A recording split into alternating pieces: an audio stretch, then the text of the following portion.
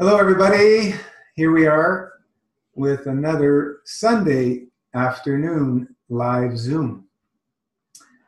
And we have another very special guest, Vimal. Is your pronunciation? Yeah, or Per. Per also works. Pat? Pierre. Pat. Oh, Pierre. P-E-R, Per. Pierre, okay. Vimal or Pierre, whichever you like, it doesn't matter. I go by Gino mostly, but my name's Luigi. So yeah, here we are for have you as a special guest, and it's a pleasure to the opportunity for you to share your experience with the MFS lifestyle. You know, we love when people inspire others with their journey, and go through all the experience they had, so people have an idea what it's like. You know, this is not a fairy tale event that most people, what we found, believe it is. This is a lifestyle. And when we start committing ourselves and devoting our time and energy in ourselves, we see miracles happen all the time. And that's the beauty of this lifestyle. And it has infinite possibilities for you to choose from to make it work for you. And Vimal, the All floor right. is yours. Maybe you want to share a little bit of background, Sure. how you grew up and so on, and then how you came to, being conscious about food and so on and so forth, how you found Masterfast. Yeah, sure. Hi, everyone.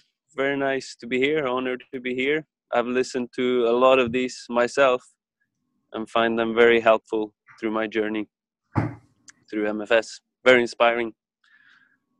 So that's what I'm here to share. Awesome. So I grew up in Sweden.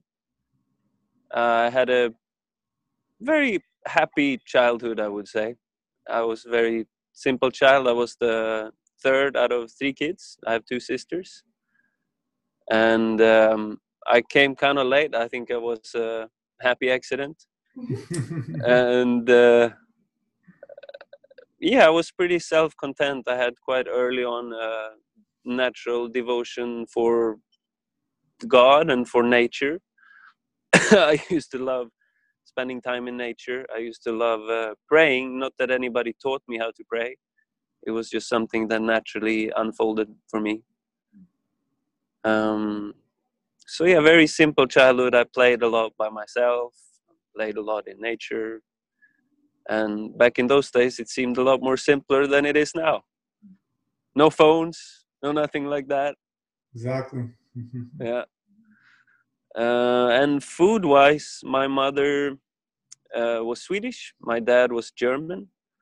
And they were both, my dad was a doctor and my mother was a headmistress in a school. So they were busy a lot. But we always had weekend. My mother always cooked something, homemade food. But Swedish food is, meat and potatoes. Pretty basic and simple food. In the weekdays, we would have Abendbrot from my dad's tradition, German tradition, where you have a bunch of bread, usually dark breads, and a lot of like meat to put on, a lot of cheese, all of this stuff. Sauerkraut? Yeah, sauerkraut too.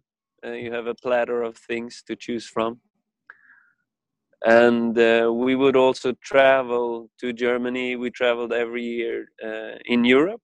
So I got to see lots of Europe, which was really nice. And also eating a lot of candy and Nutella I came across. I never had that in Sweden. And yeah, lots of bread and lots of delicious breads. So that this was a big, this is a big emotional food for me, breads. That I grew up with that a lot. Nutella, I must have eaten gallons of that in my life. Right? Yeah, and my mother also made homemade breads and Nice. delicious, fresh out of the oven. Yeah, so Like the mother's food. yeah, It has yeah. different, We didn't eat out much Sometimes, as an occasion, we would eat out, but mostly was home cooked. And now my dad was also a doctor, so whenever I got sick, I got penicillin and immediately, antibiotics in those days. Yeah, for a little cold, you got antibiotics right away. And later in teenage years, I think this manifested as I got eczema really bad, psoriasis really bad on my legs, and I would kind of be ashamed of it because it looked nasty. And I would scratch it and itch it, and it was bleeding on my sheets, and I felt really, I felt ashamed about it. I didn't even want to bring it up to my dad, but eventually I did because it got so bad. And he gave me, creams to put on. I don't know what kind of creams these are, but to suppress it, basically. Cortisol. Yeah, probably cortisol. Yeah, probably that. So, yeah, this kept it at bay, but it would be with me for quite some time in my life. It's something that would come up. Then my teenage years was, I was into music early as a child.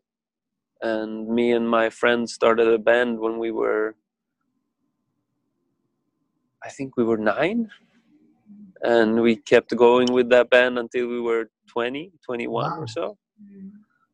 Yeah. Yeah, well, the 2 of us were the core. Okay. And then throughout, a few people changed. But then we got a solid group together. In the beginning, it was just him and me on keyboards playing the Depeche Mode songs. And singing in the garage.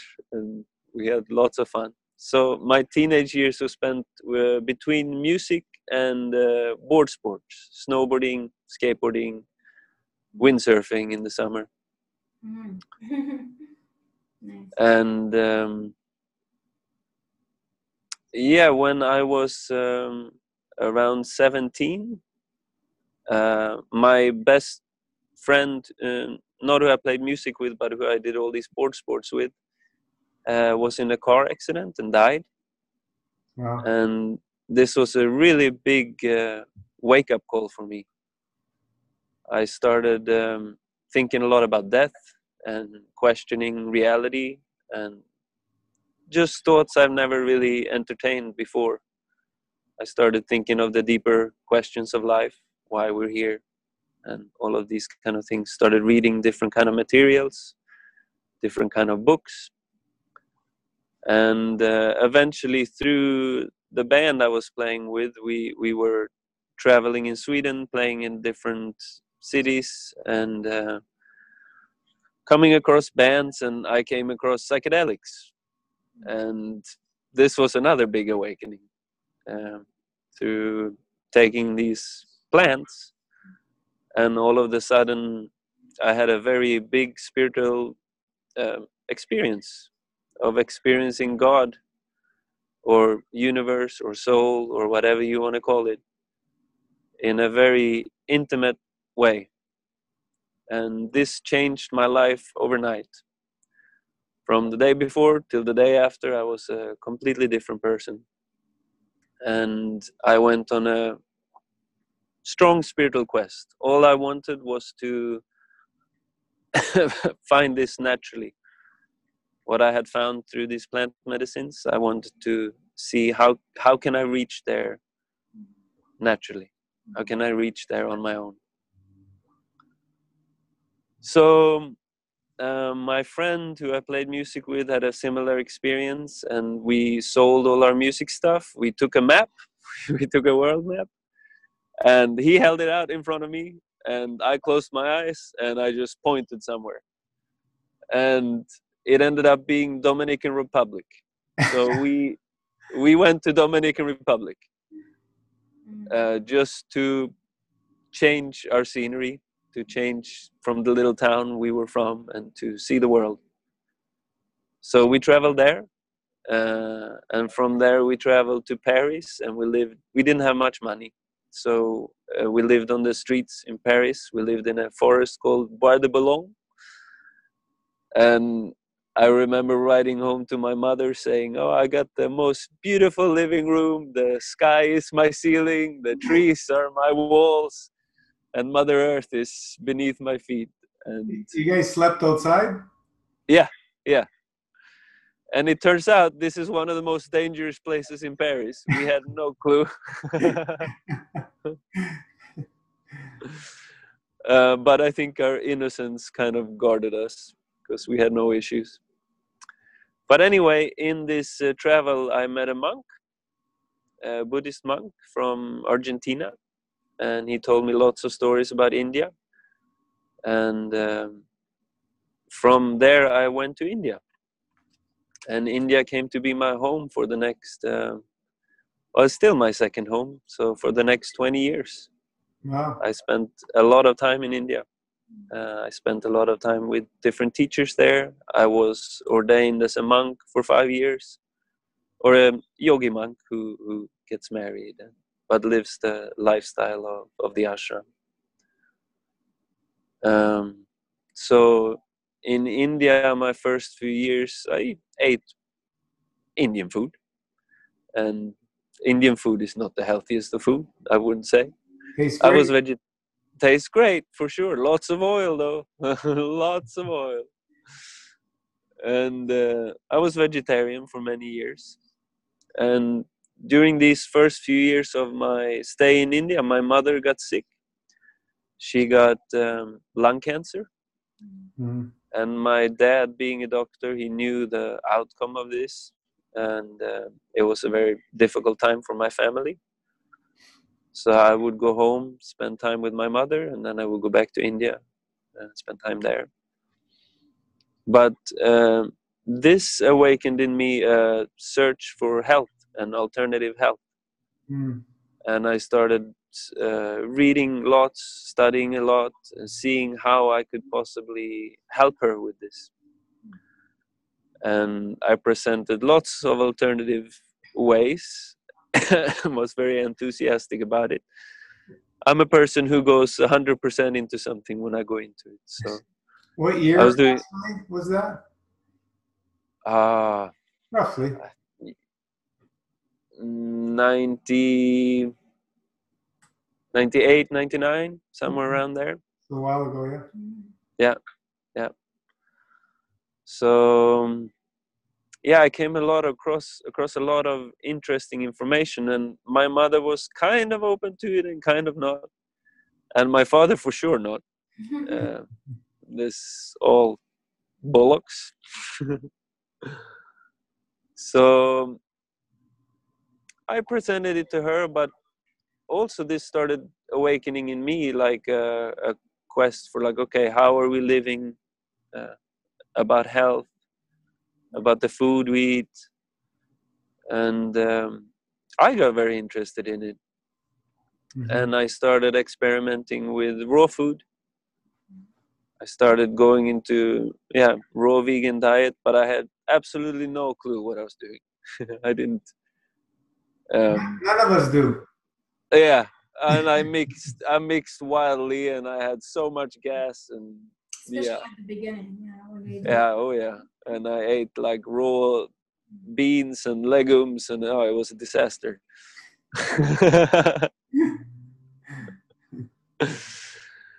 And I did this in the ashram I was into in India, and people thought I'm nutty, not just eating the Indian food, but really going out of the way and doing this kind of lifestyle in India.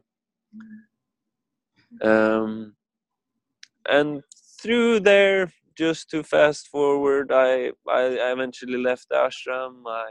We settled with my family. I got a son, and he was born in India too. And we settled in a very small village in the mountains of Sikkim in the Himalaya.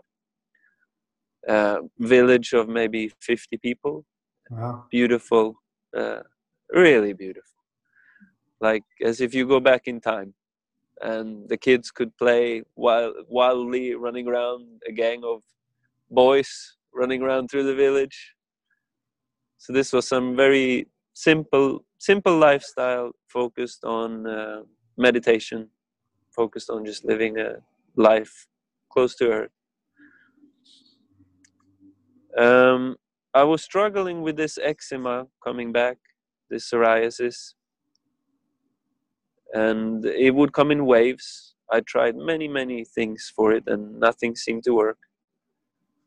And eventually I was in Hawaii and I came across the primal diet, which is raw meat, raw fat, everything raw, but lots of meat, lots of fat.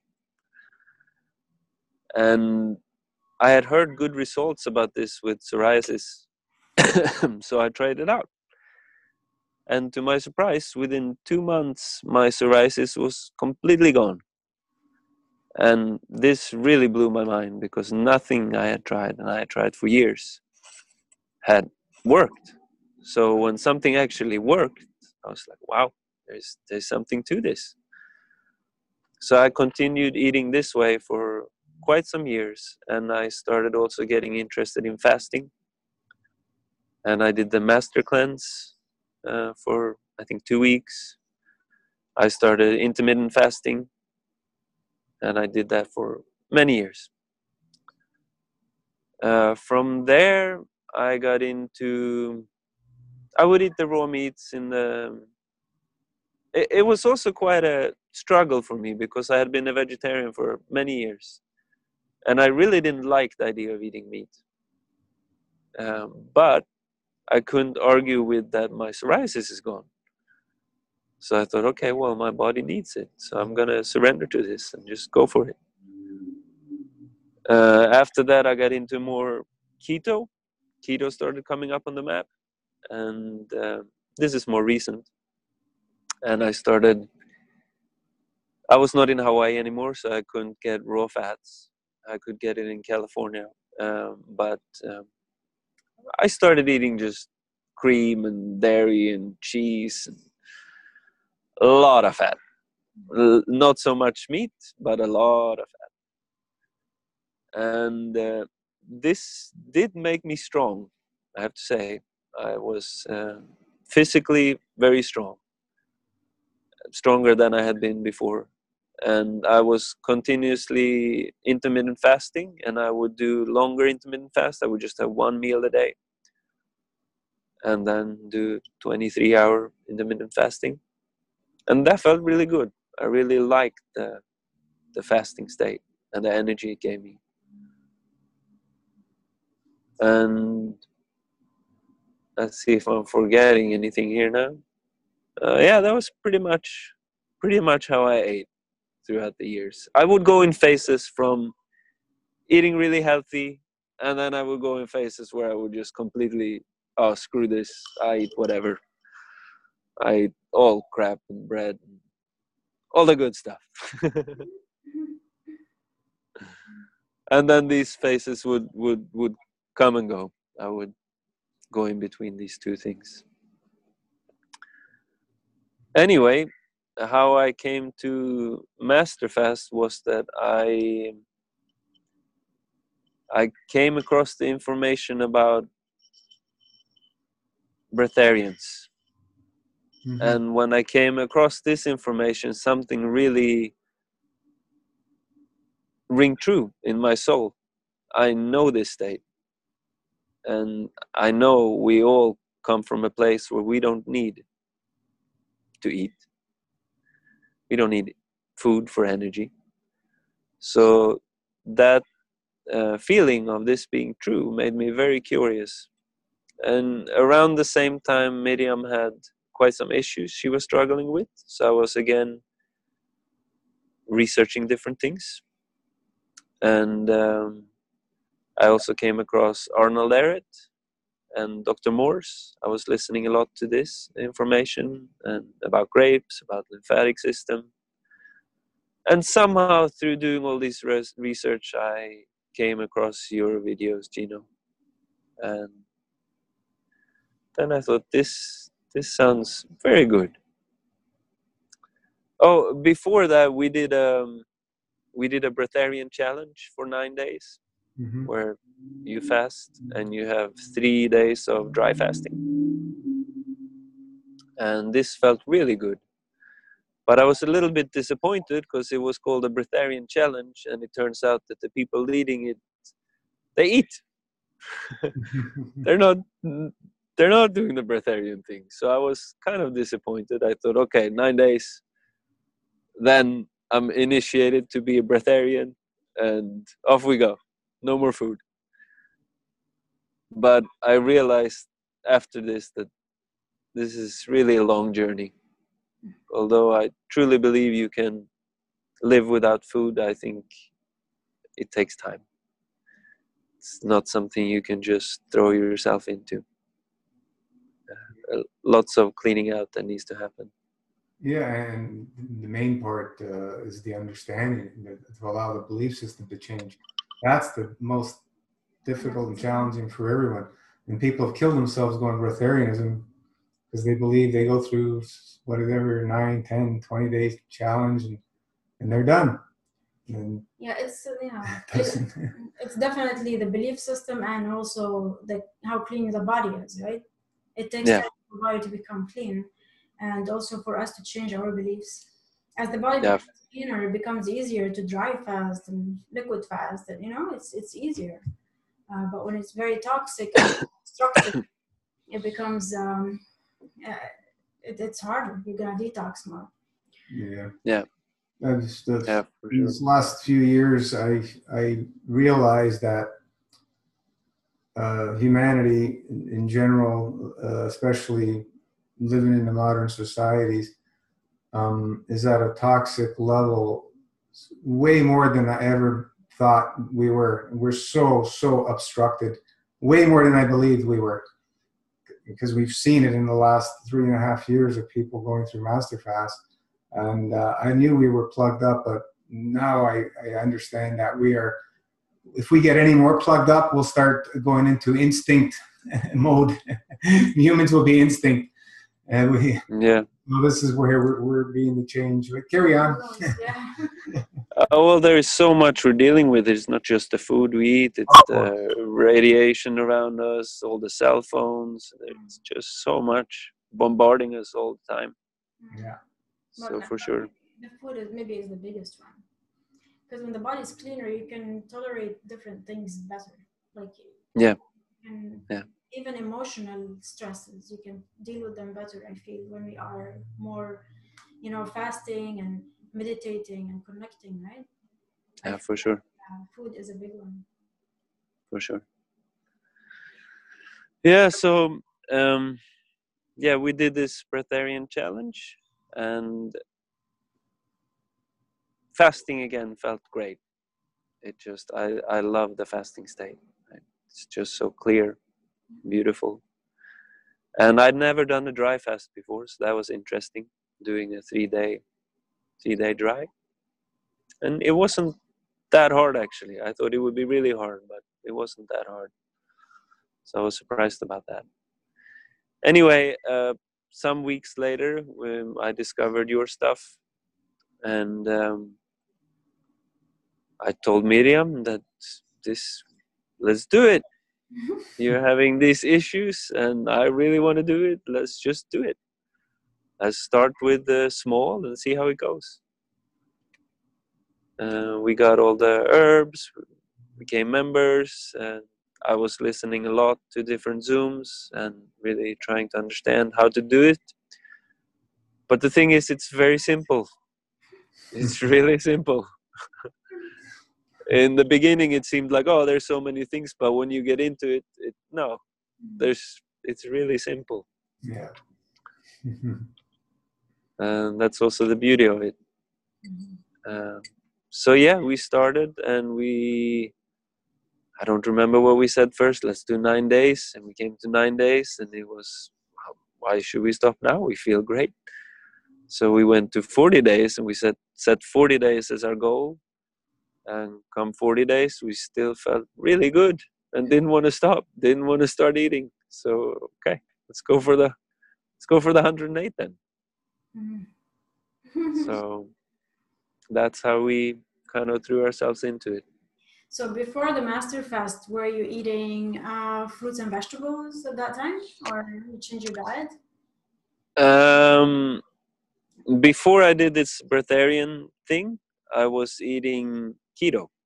Oh, I was on a ketogenic diet, full fat, and yeah. And your eczema never came back? It started coming back a little bit when I went off the primal diet and wasn't doing everything raw anymore. It started here and there showing up on my fingers, little patches here and there started showing up again. And right before I did the master fast, I saw a patch where it used to be on my fingers, and it started coming back. Did anything break open on MFS? It just disappeared. It didn't come up bad or anything at all. It's gone. I haven't seen it since. I don't exactly know when, because I had it a little bit in the beginning, but pretty early on it started disappearing. Nice. Yeah, very good. Because it's a suffering, tell you. Yeah. So which food now do you believe is best for you when your body's clean? Which food do you feel is best for you when your body's clean? Oh, well, first of all, fasting is the best, hands down. And after that, it's fruit. It's just simple, juicy fruits. And it's, from there it's downhill. Yeah. Maybe walk us through your 108 days, what went on and stuff. I know you shared some pictures, I think, when you were ended, and you were really very, very, very thin, and a lot of people were making all these negative comments through their ignorance, and it really bothers me when people do that. They're making judgment on something they know little or nothing about, which is something, they've never done anything like this. They have no understanding, never read anything, and they're making all these judgments. It's pretty sad to watch that. It's not easy. We're in a supportive group, and we're here to support each other through these times, because we know some people will go to very, very thin, and it's just part of the process. The body can do anything. It's amazing. There's unlimited potentials what we can achieve. You can go to skin and bones. You can build better than you've ever built. And people are so blind making these stupid, ignorant comments. Sorry, but it's all it is. It's just they have no clue what's going on and what can happen. The magic that we can create in this realm is limitless. It's limitless. And we're going to see more and more and more magic happen as the awareness of people's belief system opens up. That's what's, as more and more people understand and start, seeing all this magic happen, it gets stronger and stronger and stronger and stronger and stronger. It just keeps growing. And we're already seeing that. Now we've been doing this about 3.5 years or so, and just the magic keeps coming in. Yeah, and the easier it gets for people to tap into when you have an energy field like that. Exactly. It's all about energy. The physicality is the easy part. It's all the energy, the emotional stuff is what everybody's a challenge with, and then going back to food. Yeah. The belief, I think, also the confidence when you see people around you. It can be the energy, explained in the energy, but like when you see examples around you over and over and over, you can't just close your eyes. They're happening in front of you for a reason, so you can see them. You get more confident. You start slowly. Maybe it makes sense to you, and so maybe you do it, and then maybe you start believing. You change your beliefs. It's nice. Yeah. So go ahead. And that's why this support group was very helpful to me. Having this site, especially towards the end, it was really, really helpful to have. Yeah, it's much needed in our modern day living, because most of us, we're living in areas where nobody's living this way, and it's looked upon as you're crazy. We're different. Definitely different, right? Going to your doctor and getting your chest split open is normal. It's normal. Yeah. And being up several months, that's normal. But changing your diet, no, you guys are crazy. Fasting, oh no, you guys are lunatics. Or even eating fruits and vegetables is Yeah. crazy. But I see you have a little bit of a cough. You just completed, what is it, about a month now you guys completed your 108? 2 months, I think. 2 months went by already? Wow, time goes by. Yeah. So, time flies. Lots going on. They're still in the early stage. You're still in the breaking the fast stage. And there's going to be a lot going on. I've shared my story. I don't know if you heard about my serious mucus problem I had way back. Took me over 5 years of raw food eating and fasting to break through that. And it was a very, very severe healing reaction that I had that lasted about 5 weeks of severe, severe coughing every night in the hour of the lungs, which is, 2, 3 in the morning. I would wake up every night and be coughing my brains out. And I had to put a pail beside my bed on how much crap was coming out of my lungs. Kleenexes were not enough. So I just got a pail. And this kept going on for weeks and weeks. I had a roommate, he thought I was dying. He goes, I go, don't worry, leave me alone. Yeah. Because, everybody sees these things and they think something's wrong. The understanding's not there. And even though we have all this information, we see people run into fear. The understanding has not been achieved. And that takes time. It'll take decades for most people. And, this is why we're so open and clear about things. We've never said anything, but this is a lifestyle, and it's going to take years. 9 years is a good start. It's decades. It's really decades to transform, metamorphosize our whole physiology, our mental and our emotional body. It's not going to happen like that. Not saying it cannot happen.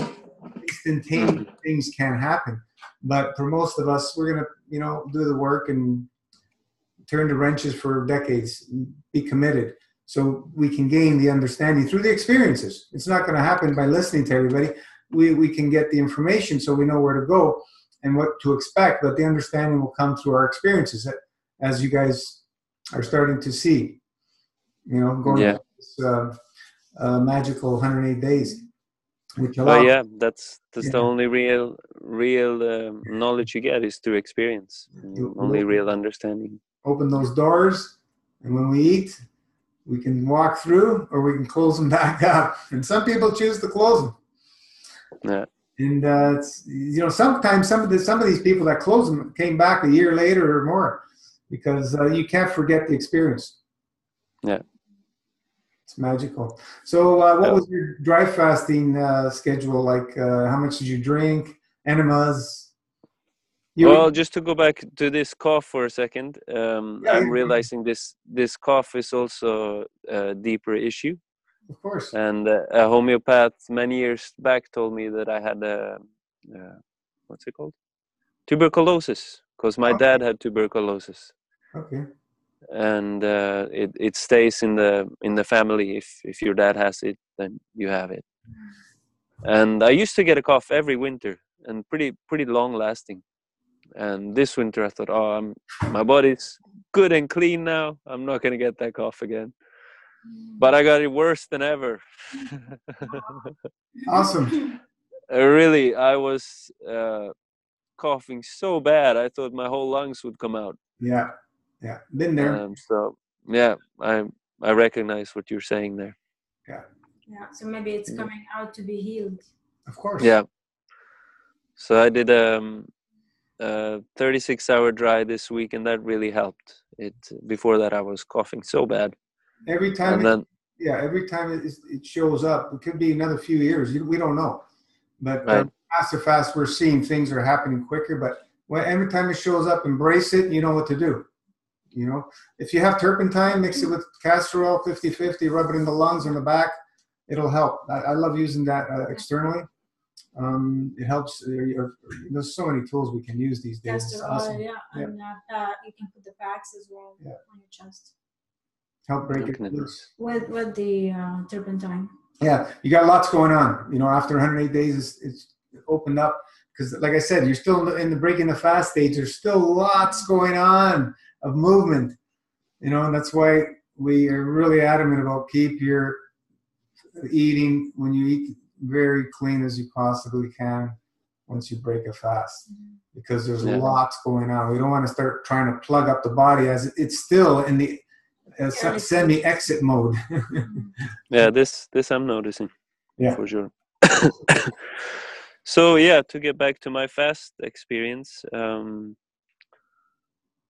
the first 60 days or so was really easy for me. Like really, I loved it. First of all, the reason I did master fast was to deepen my practice, was to deepen my meditation. Because I noticed in the past, whenever I'm in a fasting state, my practice is deeper. And this is has really been my life goal since I had that experience as a teenager. So it's a big part of my life. So that's why I wanted to do this fast to start with. So yeah, the first bit of time there was just easy. I had lots of energy. I felt clear. No ups and downs in the day. Things got so simple. No cooking of food. No, just more time. And I just felt very happy, very content, very, very much me. And when my meditation practice deepened, I had more time for it. Being in nature, connecting to the natural forces deepened. It was just beautiful. You were traveling a little bit during the 108? Yeah, I was first here. We started off here in Holland. And me and Miriam started it together. And then after, I don't know how long, maybe 60 days or so, halfway through, I went to California, which has been my home for the last few years. And I went to spend time there with my son and work. So I was in California half of the time. And this was a little bit more challenging because I have a lot more responsibilities and I was working heavily. So yeah, I didn't have the time to do all the things that I was doing here in Holland. I had less time for my practice. I had less time for enemas. I would come home late at night and have to do my enema. And sometimes I only managed to do one enema rather than two. And yeah, it got a little bit more challenging. But also I noticed I had lots more energy even when I was working. And just to not have that afternoon dip that I always had to take a nap. It was just clear, just present. You work physically? Both. Some of the work I do is physical, working on the farm, and some is not so physical. Yeah. So anyway, towards the end, things got more challenging for sure. I started getting quite weak. Mm-hmm. I started getting very thin. People were really concerned about me, and this was difficult because I felt, I still felt great, like on a mental level, even though my body was weak and even though I felt like sometimes I couldn't walk, not far at all, but mentally and emotionally, I felt great. Yeah. Sure, I had my days where I had an emotional roller coaster and things would come up and get processed, sure. But in general, I just felt really good. But the weakness was difficult. The physical weakness and not be feeling as strong, that was challenging. Yeah, maybe. And go ahead. And then to get the feedback of, like, I had some old friends who haven't seen me in some time, and they come and they pull me aside and they're like, oh, what's wrong with you? Are you anorexic? What's happening? What has happened? Why you look like this? So that was challenging. Yeah, maybe have a better understanding and how obstructive the fats are and stuff, and why you went through what you went through, and why you lost so much weight. Oh, As you sure. said, you felt very strong, when you're eating all the fats. Yeah, they're very stimulating. And the stimulants, what do? They make you feel strong, but you at a price, right? At an obstructive price, at an energetic price. So when you're fast, this all has to be shed. And this is where the truth comes out when you fast. And, what are you made out of will always show up during your fast, and everything will have to be shed, that it's not built on correct, proper materials, which we know the most obstructive stuff is the most difficult stuff for us to shed. It's like fats in general, even vegetable fats, whatever, they're very difficult for the body to process, and they're just on that obstructive level. But yeah, they are stimulating, they're addictive, they taste great, right? And that's why people want to justify that they can eat as much as they want of these, because there's people promoting them that it's healthy. But, they're going to pay the price down the road, whether it's a decade, 5 years, whatever, 2 decades. Eventually, you'll pay the price. Everybody will be different because of genetics and so on and so forth. Like my parents and their parents, they can eat almost anything, and, they're living into their 80s, 90s, and 100. This generation's now, they're not going to see that. As we've already seen, they're falling apart. All the new generations, they're falling apart very quickly. And it's because we're at a whole different energetic standpoint as humanity right now. We're in a most weakened, obstructive state, I believe, than probably humanity's ever been. Yeah.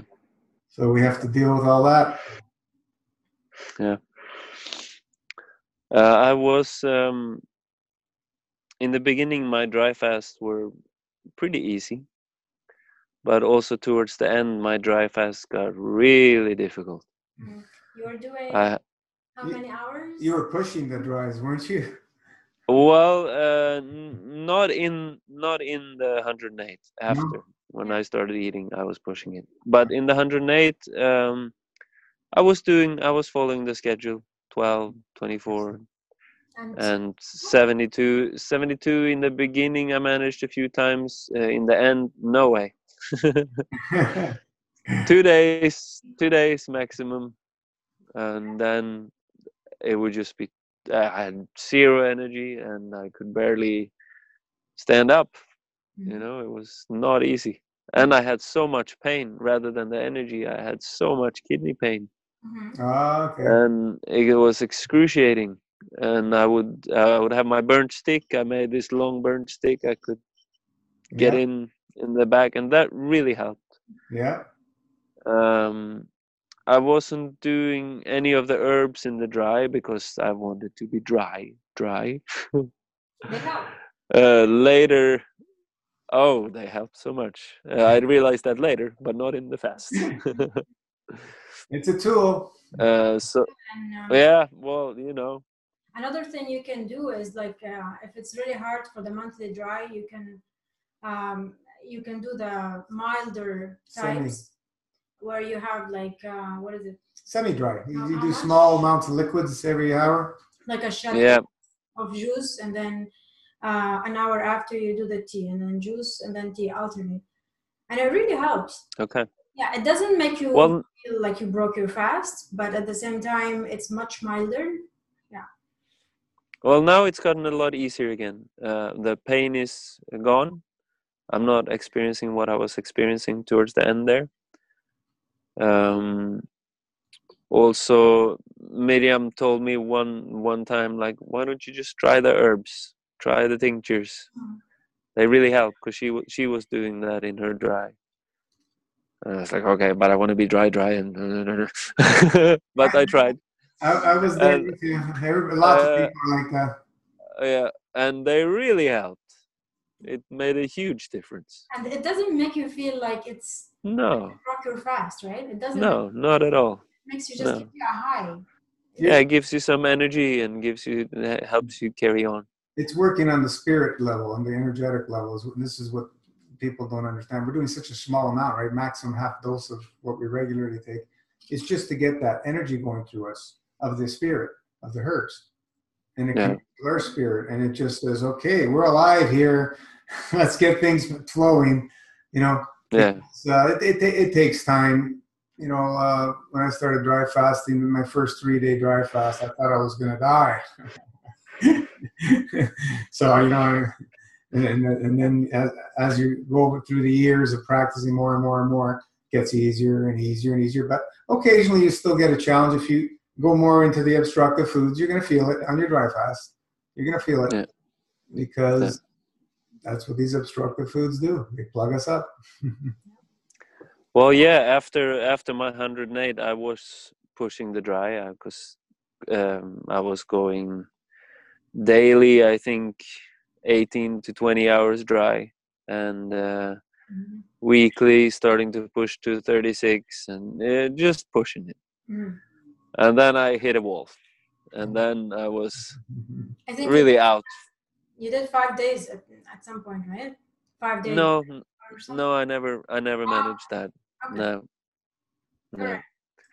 But it was just the daily long ones, and it caught up to me.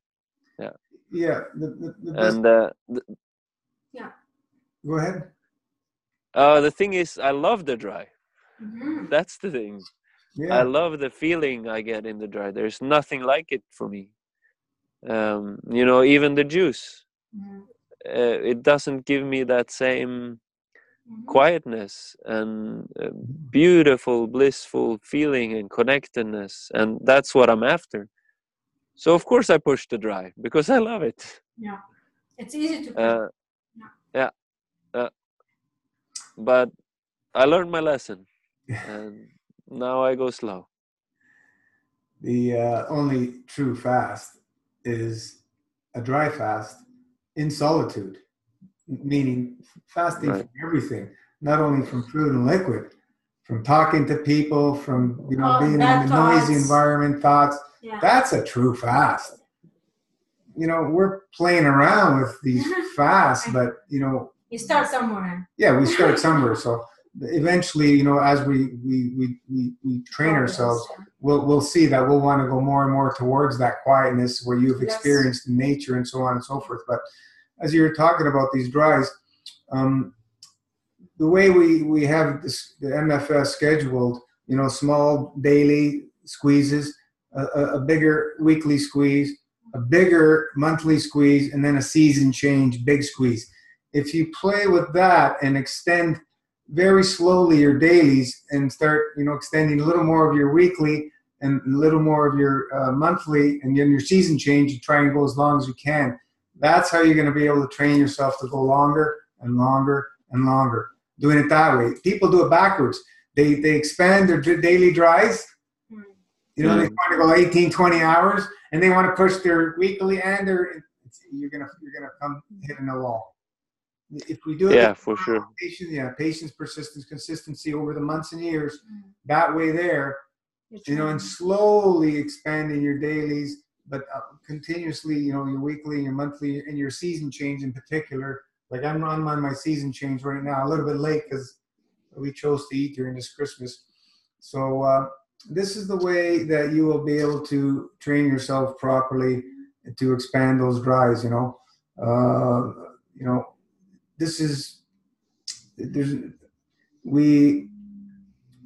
don't encourage anybody to do long dries in the MFS because we've seen a few people push themselves and hit walls, and actually some people got themselves in a very, very dangerous situation because there's no understanding. They're doing this stuff blindly. They just don't have the experience. When we wrote things out, I would say at the beginning, the more dry fasting you do, the more aggressive the fast. And what do people do? They do more dry fasting. Right. Well, more the better. They're not reading all in between. You're not ready for this. Coming from a side diet, you're not ready for this. Coming from 1 or 2 years, 3 years raw food, you're not ready for this. You have no fasting experience. Give the body time. We got a whole lifetime. We've been eating a whole lifetime. Give it time, and you will see the magic unfold year after year after year. and it's the understanding will come through the decades of experiences. I'm not superior or anything to anybody else, but I've done it for decades. So I know, because I can talk through the experience. The PhDs, I don't care how many you have, how many certificates anybody has, it's not going to give you what somebody has when somebody, which somebody comparing that has actually done it, has the experience. So, listen to the people that are doing it. Listen to the people that have the experiences. That's all I can suggest for people, because a lot of people we notice listen to the wrong information and they get themselves in trouble. Oh yeah, I can do this. I can drink less juice. I don't know what they're thinking, because they have no clue what they're talking about. In generally, I'm not putting anybody down, but the understanding. I don't feel like drinking extra juice sometimes. You hear, but it's not about The juice is you want to flush. It's just the flush. That's all the juice is for. It's not about calories. It's not about this. It's not about. It's a cooked juice designed in a higher order of things, which most people don't understand for what cooking is. In the higher order of things, in the energetic value of it, it's a very strong cleanser, flush. That's what we're using the juice for. We don't need nutrition. Nutrition is a fallacy. And some of you will learn to understand that most of what we've been taught is a fallacy. And, through your experiences of, living this way for decades, you'll come to see, as the years go by, you'll start seeing things for what they really are, because the truth does not hide. It's in plain sight. Yeah. Well, yeah, I learned my lesson on all of that, and slow and steady is really the way to proceed. Awesome. And it's not a hurry. Like you say, I have years. Yeah. Yeah. Yeah. This, the most difficult thing is for people to gain this simple understanding that we're just talking about now, and it's a big challenge. We're doing the group fast. Everybody who's starting a new year or whatever, just join, and people just. I still see people believe this is a juice fast, and I'm going, where do they get that information? I don't know. There's nothing to do with juice fasting at all. At all. MFS is on our energetic side. It has nothing to do with physicality. We're using some physical things, yes, but we're using them for their energetic spirit value only. That's all we're using them for. And I really wish that people can start comprehending that. Maybe in 5-10 years, people will start seeing it more and more and more when I'm dead and gone. Because I see, when good information comes through somebody, it gets a lot better when the person passes. Right. Let's not worry about that part. Dr. Sebi, great man, now he's really popular after they killed him, right? Right. Yeah, death is a great career move. Yeah.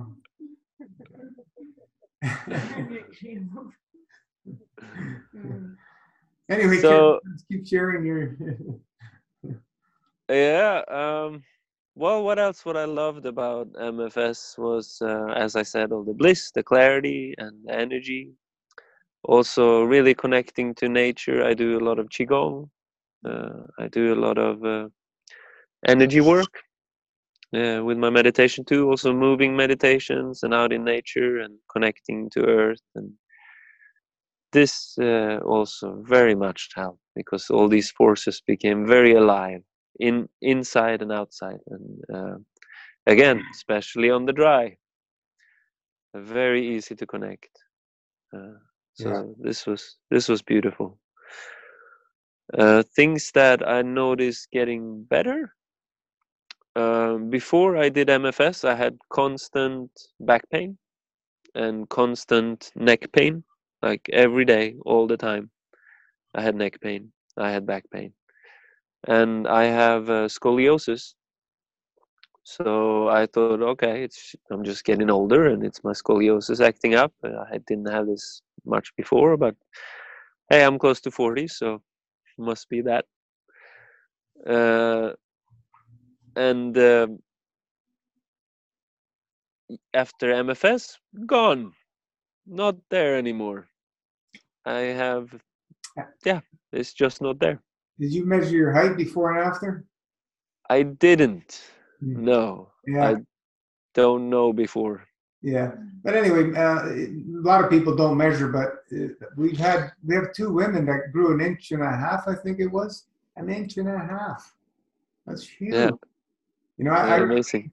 3/4 of an inch. If you guys are metric, 3/4 is about 2 centimeters. 1.5 inches is like 5 centimeters or so. So yeah, you know, it's once the body starts hydrating itself, it just moves along. Gravity that pulls you down, it's all bull crap. That's another myth. Has nothing to do with that. Remove the obstructions. The body's gravitational magnetic fields throughout every cell repels itself, and it stretches everything out. It doesn't have anything to do with the gravity of the earth. That's a fallacy. Right.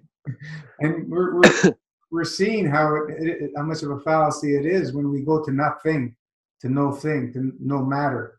When we go back to the energetic states and let the body express itself and start feeding, hydrating, balancing, and healing itself, because that's the only thing it can do through our soul, through source. It's such a wonderful revelation that Arnold Ehret made with his little 3-letter formula. And it took me 25 years to understand that formula. 25 years. V equals P, take away O. I thought I understood it before, but the revelation came, you know, a few years ago when with the dry fasting and the Kesh Spaceship Institute Plasma Technology. When I started studying that, it all intertwined, and it was there. The answer was in plain sight. Yeah. So, yeah, I also realized that back pain had a lot to do with my kidneys. Yeah. Yeah, I noticed that in the dry because of all this kidney pain I was having. Yeah. And yeah, but it's great. Lower backache, yeah. Castor oil packs, were you doing them? I was doing them, yes. Yeah. Not every time, but I really tried when I was in bad pain and I had the chance to do them on work. I would put them on, do it.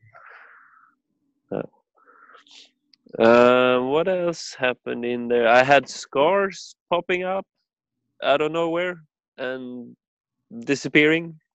Wow. Old scars that I thought were gone, but they were obviously not fully gone. And they would come up and then they would disappear. I had hemorrhoids flare up, probably somewhere around 40 days or so. Started coming up pretty bad, and I had that in the past in India also, but I haven't had it for many years. And I thought, oh, it must be I'm doing so many enemas, it's getting irritated, and that's why this is happening. But that obviously wasn't the case, because towards the end they just started slowly disappearing, although I was doing more enemas. And then before finishing they were completely gone. Yeah. When we have the understanding that all weaknesses will come to the surface during a long MFS. All weaknesses, all of them, all physical weaknesses. And that just shows the elasticity of tissues is very weak, and because there's obstructions. And the way the body's pushing it out is in the weakest areas. It's moving out these obstructions, and hemorrhoids are just that, obstructions moving out of those areas. Yeah. That's all it is. You know, we can start saying, oh, it has because of the weakness of the thyroid. Why is the weakness of the thyroid? Because the thyroid's plugged up and the field interchanges are not working. So the rest of the body's not going to correspond with the operations of the thyroid, and so on and so forth, kidneys and this and that. It's all that simple understanding of the magnetic gravitational fields are interfered with obstructions. We clear those out, clear the vacuum tube, the plasma vacuum tube, watch the magic unfold every time. Never fails. The only time it fails is for people who are not doing it and are not following the basic things that we describe to follow, and let the magic happen. Embrace the process. Some people are in severe obstructive states, and they're physical, mental, emotional, and they're going to go through some big challenges, as we've seen. But it's okay if you embrace it and let it happen.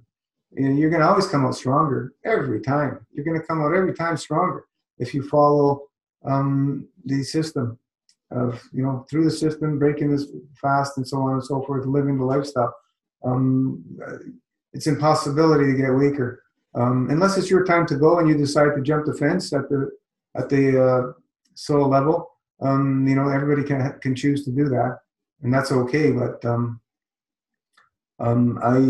we don't see much of that unless people are doing stupid things. Breaking fast and properly is probably the number one killer, because food itself is the number one killer. I don't care what people say. Food is the number one killer. Whether you're ingesting drugs or junk food or sad diet, you're ingesting. So eating is the number one killer in general. And yeah. How do we solve it? We stop eating. Yeah. Other things that came up too was I had some breathing issues at some point. I had a heart getting not rhythmic properly. Out of rhythm. Yeah, especially in the dry in the beginning. In the end, I didn't really have that. Yeah, that's usually anything with the heart is usually some kind of forms of chemicals that are in the body being pushed out into the circulation to get rid of it. It's 99.9%. It's in the physical. It's chemicals, toxins, drugs that you've taken in the past through the environment or ingested, and also emotional. Also, I was always there. Yeah, I had lots of mucus come out for sure. More towards the end than in the beginning. Actually, it was kind of slow in the beginning for me, and then towards 40 it started really flowing, and then towards 80, 90 it was really coming out some stuff. Understand why? Yes. The obstructive nature of the diets you've had in the past. Yeah.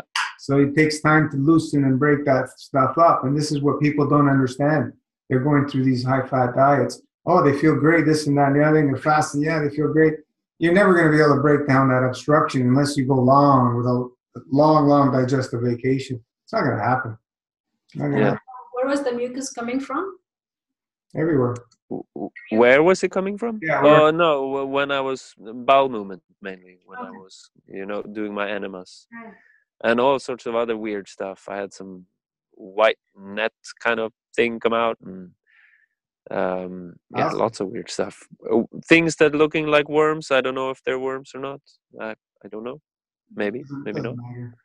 Yeah, well, that's the conclusion I came to eventually, because in the beginning I was really curious, examining and what is this?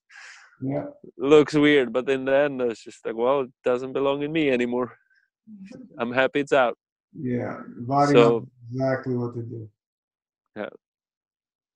Yeah. I noticed my eye color started changing, getting lighter towards the end too. What else did I notice? I had some notes. Let's see if I can. I might freeze up now. Do you see anything? Yeah. Bad breath disappearing, body odor disappearing, eye circles. I had really bad eye circles before. Dark circles disappearing. Yeah. So all that getting better. Yeah. Nice. It's amazing to actually watch yourself going through the experience, looking in the mirror every day, and then a week later you're noticing, wow, I look completely different, or whatever. Every once in a while you look in the mirror, holy geez, you see the changes happening. Miracles. Yeah, and I was seeing my face and feeling how I feel on the soul level, and feeling so good, and then when I would get this negative feedback, especially when I posted those pictures, I was just like, what? Are people not seeing the light in my eyes? What's going on here? Yeah. But only a few people had this reaction to me, because there was other people who had really like, wow, you're really, really shining. Nice. So yeah, like that. The blind Some, leading the blind. yeah. So then, starting to eat again is a whole nother ball game. Oh, yeah. Yeah. This makes things more complicated. They were simple. Yeah, I love the simplicity of the fast, and I'm staying pretty clean. I eat mainly fruit. I don't eat all the fruit raw. I cook some more, but still fruits like what's it called, zucchini and such things, Yeah. which feels really good. Sometimes I have overeaten for sure, and no matter if you eat clean, if you put too much in there, I feel it. Yep. Uh, The senses spe- are wide awake. yeah, especially over the holidays here. I stayed with good food, but too much of it. Yeah. So this I felt for sure. But yeah, as I said earlier, fruits feel the best. Juicy fruits feel absolutely the best. They feel really divine to me. The beauty of them, the shape. When you take a bite of a persimmon, it has this mandala inside. Is the juiciness. I love persimmons. Oh, me too. Me too. I've been eating lots of those. Yeah. And I'm going actually now to India in 2 days to see my son. To see my son there. He's in India right now, and I'm going to be there for 2.5 months. And so I will have lots of fruits, lots of fresh fruits, much better than here. So that's nice. Yeah, I'm planning to do probably some small fasts there too, and also maybe just a week of just one fruit and see how that feels. Yeah, nice. Simpler. Yeah. Much simpler. The Yeah. point of simplicity. Are you keeping your dry fasting while you're eating? Yeah, I keep my dry fast. I've cut down on it. I'm not pushing it anymore. Yeah, I keep that schedule. 12 hours? What's that? Is it 12 hours a day? Yeah. 24 hours? Yeah. 12, 24, and then I don't quite do 72. I do more like 2 days or so. Yeah, good. You'll get there. Yeah. Good. Yeah. That's awesome. Yeah. It feels really good. I'm still quite thin. I'm still quite, and my face has filled out, which is nice because now nobody knows I'm thin. But when I see myself naked in the mirror, I'm like, okay, I'm still not where I used to be, for sure. Yeah, you're doing some exercises and stuff. Yeah, I am, but slowly. I'm nowhere by the level of like lifting weights really or anything like that. I'm doing more yoga, Yeah. 5 Tibetans, things like that. Yeah. Yeah. It'll all come when the body's ready. It'll all come back. No worry about it. Don't let anybody influence your mind in any other way because they have no clue. Marin's a beautiful, wonderful example of he was complaining for, after a year or so, he's skin and bones, and he's in his third year on full MFS, and he put on muscle in the last few months ago. He emails me his pictures. Look, I put on muscle now. I'm the same program with no food. So when people talk, let them talk because they just don't know. It's not nice hearing, especially when we're going through that and we're thin and hearing all this. It's not a nice feeling, but we need to go to the higher order of things and trust and trust and trust in our soul. That's all we need to trust in, not in verbal diarrhea from people.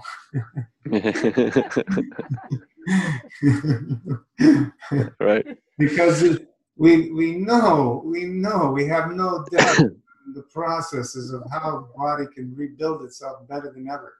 It just takes time. Embrace it. There's no rush. If you're in a rush, you're in the wrong page. You're in the wrong page. Go somewhere else to where somebody will give you an illusion that you'll be healed in a 3-day fast or a 3-week fast or something. Because that never, ever told anybody that. It's just, it doesn't happen because I've been through it. And it just doesn't happen. Never seen it. Yeah, you're going to feel better after every fast, for sure. It doesn't matter how short it is. Sometimes if somebody's really plugged up and they start stirring things up and they stop it, they may feel worse, because their level of obstructions are so severe. And when you start dislodging things, they move into a different area, but they're still stuck, and you start feeling worse. That could happen. But that's why we have a system, and live it, love it, let it flow. Get that energy moving, and all is fine. But the magic unfolds all the time. Anything else that little magic that you've seen, that you've noticed, that you remember? How was your hair, your nails, your hair, your nails? Oh yeah, my hair got thinner. Towards the end, still is kind of thinner than it used to be. So something coming out there, and I had really the last few weeks I've been having really itchy head. So something's happening with that area. Nails, good. Oh, good. Another thing I did in the MFS was I took a course in Buteyko breathing. Awesome. This was really good. Really good. Nice. I know lots of yogic pranayam versions. Yep. And I could see the correlation and also some new ways of working with the breath. So I did this a lot, especially towards the end. Awesome. And that really helped. Yeah. That type of breath work will change you, just doing that breath work. And you'll notice how much easier it is to not breathe when you don't eat. Yeah, oh yes. This was big time, because you take your breath hold measurements, and then when I went back to eating, my breath hold is so much shorter than it used to be in the fast. You will find this also when you are drinking versus when you're dry. When you're dry, you can. Yes. So the truth is in plain sight. As the body becomes more obstructive, you need to breathe more. And the more you breathe, the more sick we are. That's the basic, outline of the breath. It's a good indicator of. It's a good indicator. Judith, can you mute your? Working. Sorry. No problem. Hi, Judith. Thank you. What was I saying? The breath work. It's that breath work. We've advocated making that a part of your lifestyle, and it may take some people 3, 4, 6 months to be able to get used to it. And to hold for long. Yeah, but when you're conscious of it and you keep practicing it, you'll catch yourself, and you'll continuously allow the body to only nasal breathe and breathe minimally, and do controlled pauses throughout the days. This is what I try and do. Continuously catch myself if I'm breathing through my mouth. The more you catch yourself, the more you have the understanding, and you can make the change as a lifestyle to breathe that way. Especially when you're exercising, it feels so weird, like you're suffocating. You're on the right track. You're on the right track when you feel like you're suffocating. Right. And then it starts feeling good. Yes. Starts feeling very good, actually, and you become very quiet inside. Yes. Yeah. That was interesting one. I'm happy I did that. And I noticed again, starting to eat, that it's more challenging. This fasting eating is more challenging because I'm doing 3 days basically of fasting a week. I'm doing a day of juice, a day of dry, and then a day of juice. Awesome. Followed by that.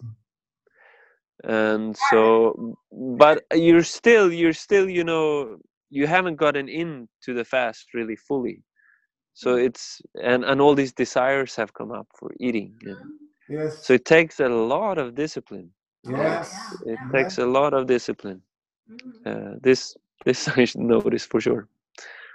Yeah, but the challenge why we suggest to do this is because if you go to just eating and you go back to 7 days a week eating, you're going to fall on the same obstructive track. I don't care what you eat. Fruit's going to take longer to obstruct than anything else. But then you start doing all the other things, you start getting more and more and more obstructive. If you're eating 7 days a week, your body never has a chance to allow the healing process. The easiest is to just fast. But no. Yeah, but we're not all ready to let go of food completely. So right. We work on this. We work on our discipline. We work on our understanding. We allow the process to happen. We're going to have these cravings, this, that, and the other thing. Embrace it all. Let it happen. But stick to the dry fasting schedules and what you're doing one day, liquid before and after is awesome. Because eating 7 days a week is ludicrous. It's ludicrous with the new understanding. It's absolutely ludicrous eating physical foods 7 days a week. You know, it does take lots of discipline to eat. It takes lots of discipline. And it also applies to every diet that we do. There is always... You know, we smell nice, huh? Nice. Yeah. She's eating. I'm not eating. This is Spanish. Very nice. They're good. Nice. Yeah. It takes a lot of discipline to eat. It takes a lot of discipline to eat properly, not to overeat, and to eat good ripe fruit and delicious fruit. Sometimes they're not. You know, like it's a lot of work and discipline to keep going on the same path. You know, like it's so much more complicated for sure. For me, the key is to keep my feeding window relatively short, because once I start, I want to eat more. Exactly. So if I keep that window pretty short, I'm good. So which part of the day do you eat? I tend to eat around 4, 3, 4. I start, and then finish around 7 or so. Nice. I don't eat throughout those 4 Yeah. hours, but yeah, that's my window. 2 meals maybe. 2 meals. Yeah, usually 2 meals. Fruit and then, usually I start with fruits, just juicy fruits, and then in the evening I have more of like vegetables, fruits. More like what's it called? What's the word I'm looking for? Non-sweet fruits. Huh? The veggie fruits. Non-sweet. Yeah, savory fruits. Savory, yeah. What I'm looking for. Yeah, something more savory, because that's really what I was missing in MFS too, like the savory flavors. Sure. Well, you're doing amazing. That's a great plan. So it's more like, and in the morning, earlier in the day, you're drinking the juice, right? So you're drinking. Yeah. It's not dry. Yeah. No, it's not dry. That's great. When you did that dry, it was too much, right? Yeah, that's what I was doing before. I was doing dry all the way till eating. But that's a great plan. Awesome. Let's see. You're doing like a hybrid. Mm-hmm. Okay. Yeah. Hybrid, fruitarian. All mixed when in. You're eating, with the herbs, hybrid. You're doing full MFS hybrid. You're doing the eating. You're doing it all within that. That's beautiful to find that balance of how it can work for you. And it's gonna be different for everybody. Yeah, and that's exactly the thing, finding the balance. That's the struggle, and we have to go out on one side and then go back and then trying to find the middle. Yeah. You start getting into a routine. You'll change many routines over the years, to suit yourself. But just allow the process to happen. Don't fight it, and everything is going to be fine. And Sorry, enemas are you doing only when you're fasting, right? Only when I'm fasting. Nice. Yeah. And the thing for me is, I love the fasting state and how I feel. So it becomes very clear when I have this. Okay, I'm eating and I'm fasting. It becomes very clear, like what does what. How you feel after you have a big meal, or how you feel when you're fasting. Absolutely. It's very clear. Yeah. So, but that being said, I love eating too. Delicious. It's even more delicious than before because the taste buds are completely alive and my smell is completely alive. In the fast I was getting into, when I was cooking for my son, I have never enjoyed cooking like I enjoyed. Same with Miriam. When we were cooking for the kids, I've never enjoyed it so much. So many experience that, yes. Yes, and we were watching cooking shows and just really learning, also now learning new ways on how to prepare things, because it's a different way of eating that I'm not used to. So, I mean, fruits for sure, very simple. You just take them, wash them, and eat. Ozonate them first. We do that. Awesome. But yeah, we also make some nice raw meals, and you can taste the difference before and after ozonating, can't you? Yes, you can, indeed. Yeah, it's energy. Ozone is energetically cleansing them. It's not really a physical thing. It's and how they look too. Yeah. They look more vibrant. Yes. If you tap into them on a subtle level, you can really see it. Yes, it changes them energetically. Yes. Yeah. If you don't have an ozone generator, baking soda, Gans water, we have so many tools, folks. So many tools. Do not get obsessed with this organic thing. We are beyond the physical state. But ozone is the most efficient. Ozone I love the best for cleansing. Yeah, but Gans water works amazing too. Whatever you can use. You can use both. Ozonated and Gans water. Right. Do you ever do enemas with ozonated water? Yeah, I've done that. I don't know more, but I've done a lot of things with ozone. Okay. I love ozone. I have 1, 2, 3, 4 different ozone machines. Okay. Yeah. This is. Yeah. So ozone is an awesome tool, and if you don't know what it is, look into it. It's simple. It can be used for many things if you gain the understanding of how to use it properly. The biggest thing is, for most people, try not to breathe in too much. It will detox you. How to stop a smoker? Give them a big dose of ozone. He'll cough and he'll never smoke again. The antidote for taking too much ozone in, because you can get into a state. It happened to me. I can only speak through experience. Because it happened to a friend of mine. He gave me the antidote, and it happened to me. So I can tell you, at the beginning, it was hard for me to take in ozone because the lung situation I was telling you about. And I got too much ozone, and I started coughing and coughing and coughing. You can't barely breathe, right? You can't take air. What you do is you get yourself freshly squeezed lemon and vitamin C, whatever you have, stir it up, drink it, and within a few minutes you'll be able to start breathing again. It's the antidote. It allows because what's happening is the ozone starts loosening up the obstructions in the lung tissues very aggressively, and it's too much, and the body can't get rid of it. As we teach, you need to open the doors. Doors aren't open. What happens? You suffocate. Right. So this allows that to aggressively move out of you, and so you can breathe again. So there's lots of stuff that we everything we talk about is everything. Every single thing that's in MFS is because it's there through an experience, mostly my own and through others. And that's why it's there. It's not there because we pulled it out of a hat. It's through experiences, decades and decades of experiences, is what MFS is. And all the information that came through the wonderful teachers and through many people who are doing and have done MFS. That's what MFS is. It's it's the answers in plain sight that have kept popping up over and over and over and over over the years. But yeah, ozone is awesome. I also did, when I was starting to do the dry fast before, I broke a lot of long dry fasts with ozone body bags. Oh, okay. If you know what that is. Kind of. You just put a tent around your body. Yeah, up to your neck because you can't breathe it in. But your body can. That's You can. the sun, right? Yeah, you can have your body swimming in that ozone gas, and you know when you warm up your body through a shower, bath, or a sauna, and then you bag yourself and fill it up with ozone for about an hour. And wow, what a feeling!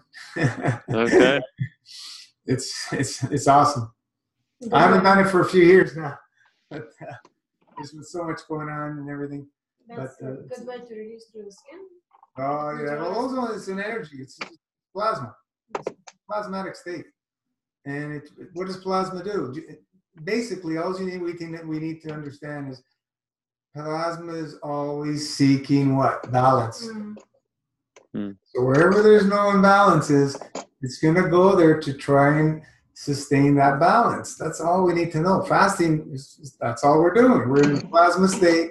We're seeking balance. Simple. Okay. Yeah.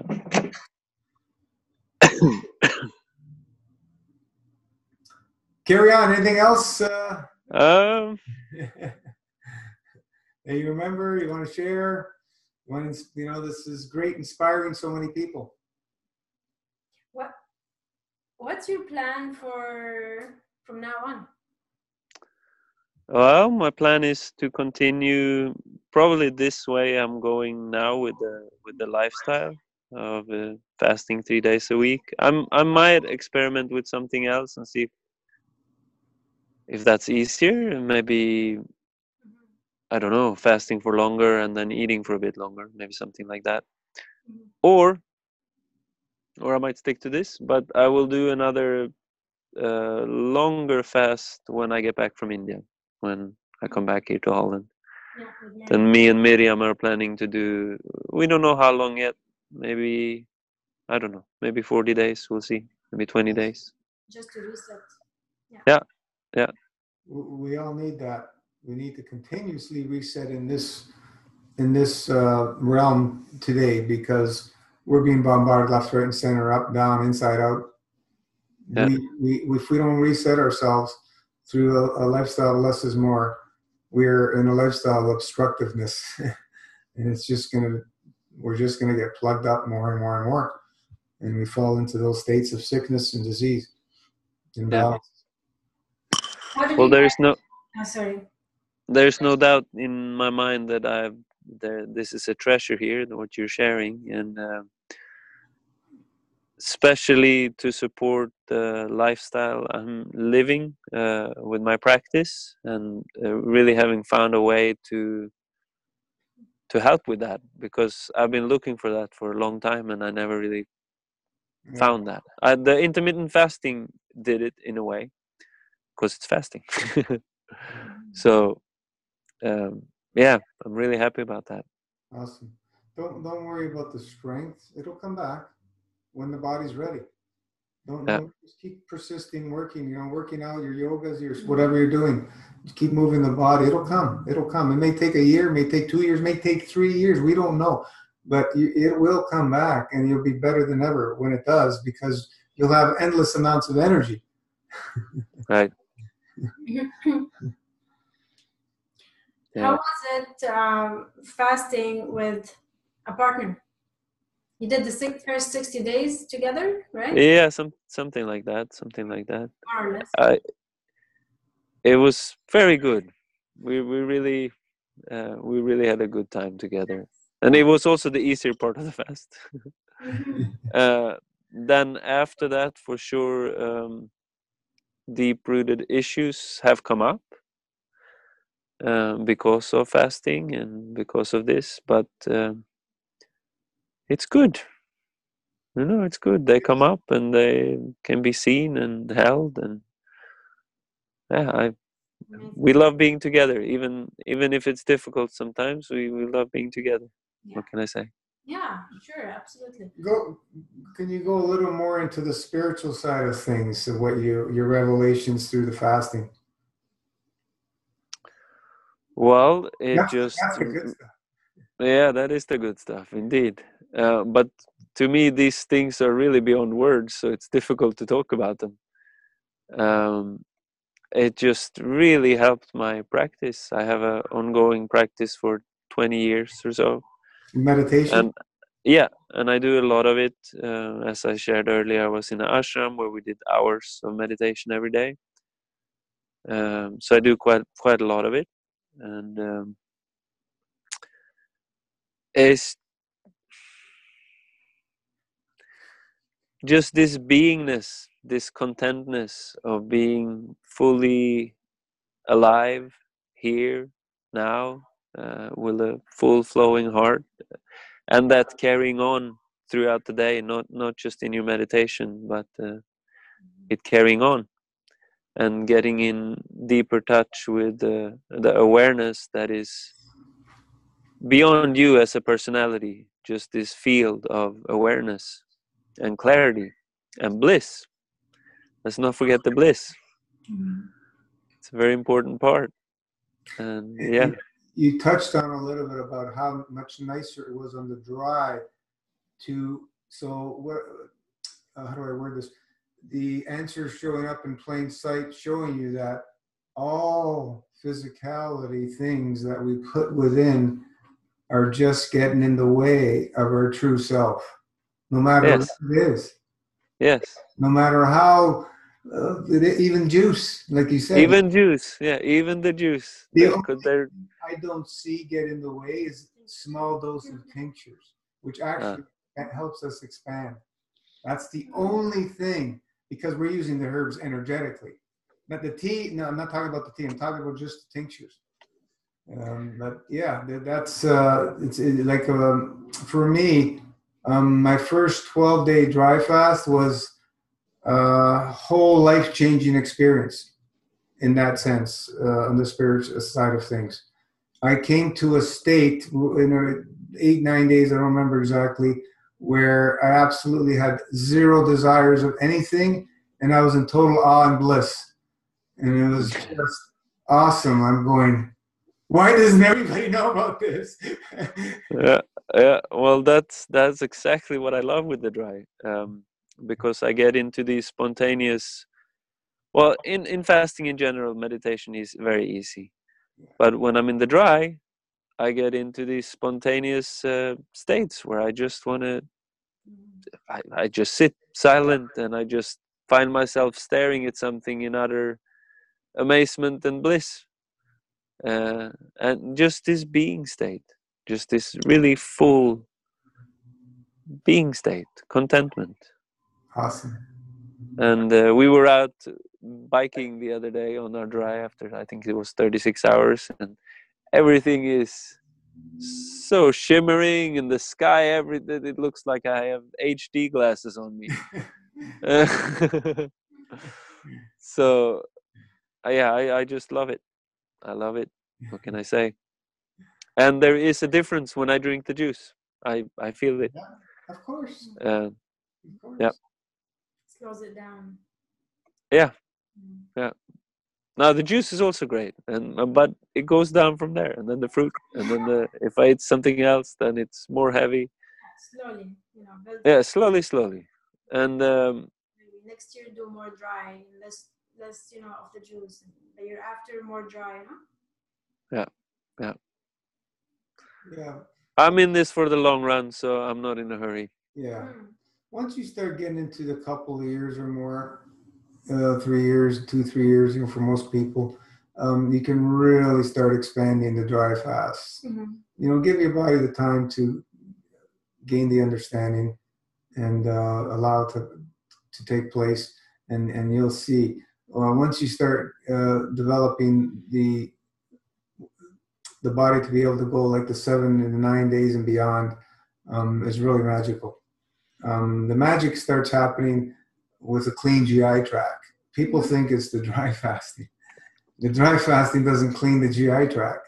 And this is where the understanding, I don't see it anywhere out there.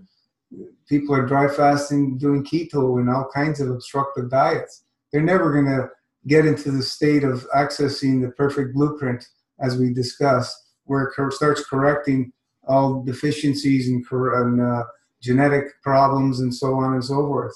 You don't see that happening until you start connecting with that blueprint, which means that plasma vacuum tube needs to be opened and clear, and then you'll see the dry fasting shine. And this is what Master Fast is. It does it all because it's a lifestyle.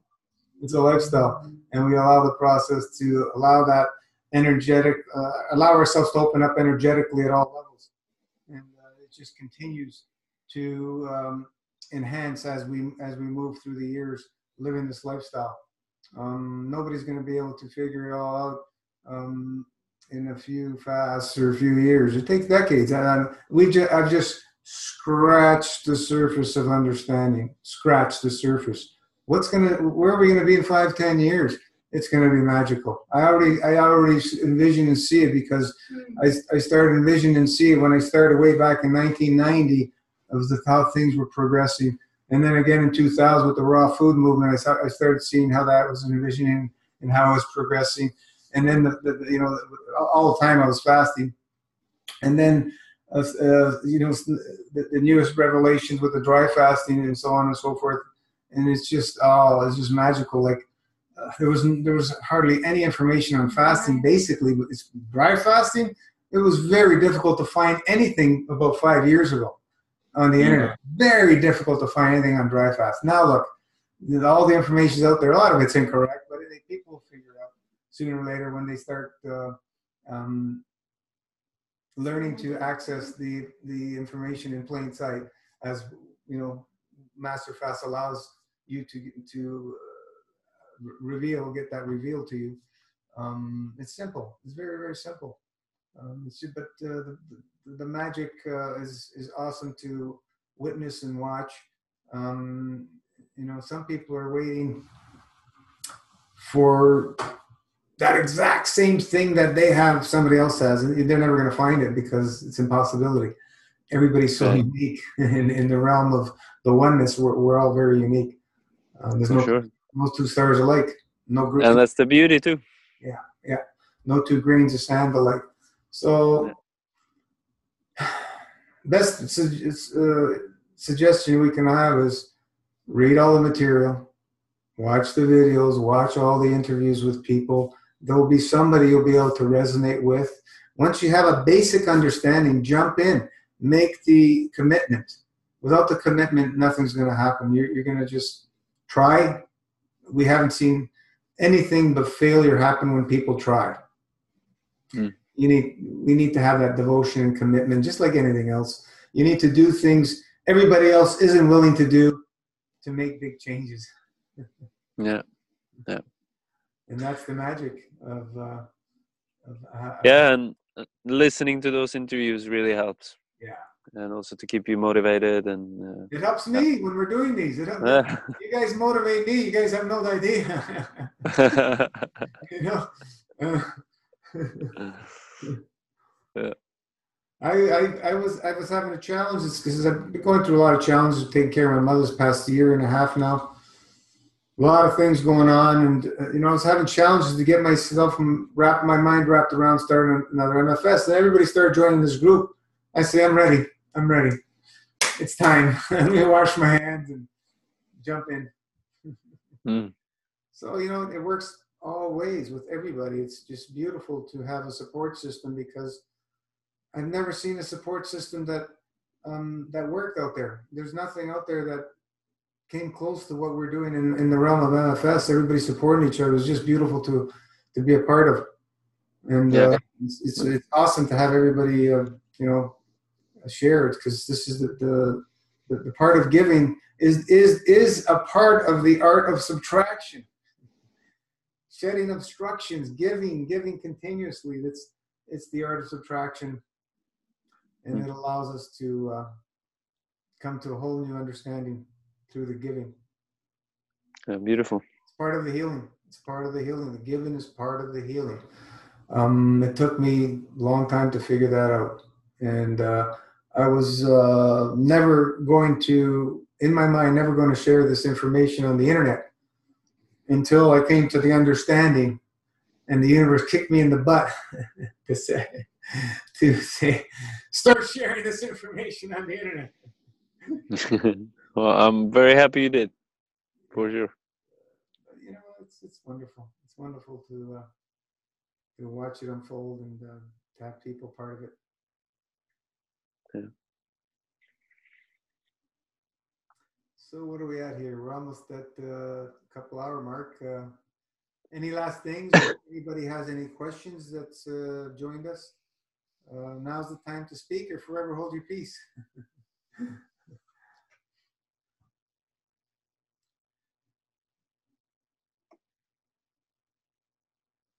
Just go ahead if you want to speak.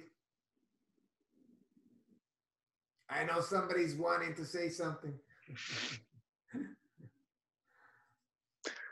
Nope, everyone quiet. Beautiful. Everybody has everything they need.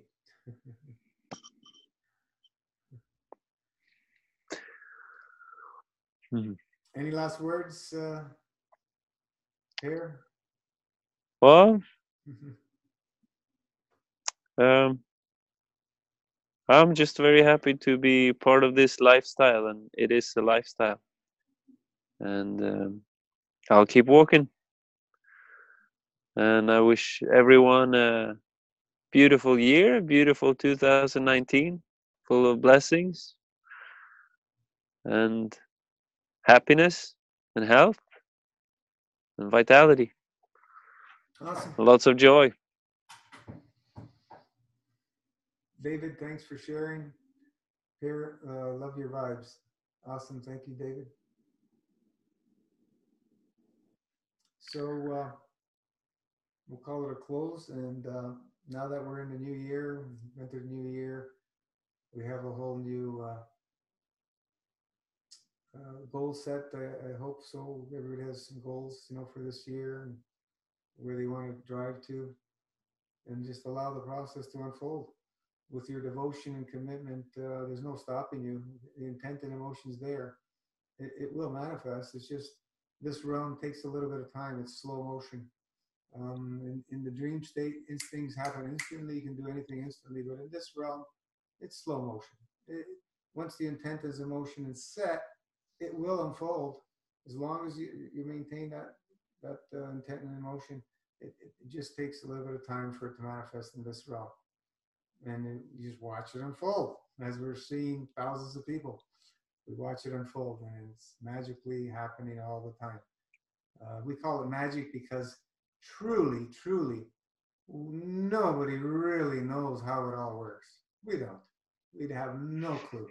We can guesstimate, and it's beautiful. But we know what to do because we know the process. When we stop the digestion process, it allows the magic of the soul to do its work. That's all we need to know. That's all we need to know. And trying to use the intellect to figure it out, good luck. 25 years, the only thing that got me is spiraling out the confusion. Go within, allow it to happen, and you're there. You have access to all of it. And we'll close it with that. Thank you so much, Vimal, Per. Thank you, Gino. I'll stay in touch from India. Awesome. We'll see you guys all on the page, and